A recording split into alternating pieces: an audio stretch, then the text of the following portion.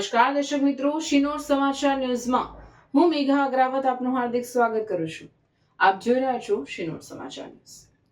નજર કરીએ આજના સમાચાર પર. લોખંડના પેટી પલંગમાં ભારતીય બનાવટનો વિદેશી દારૂ સાથે 2 બુટલેગરોને બોડેલી પોલીસે પકડી પાડ્યા. બોડેલી પોલીસ દ્વારા ભારતીય બનાવટનો વિદેશી દારૂનો ગણનાપાત્ર કેસ શોધી કુલ 6,92,000નો મુદ્દામાલ પકડી પાડવામાં આવ્યો.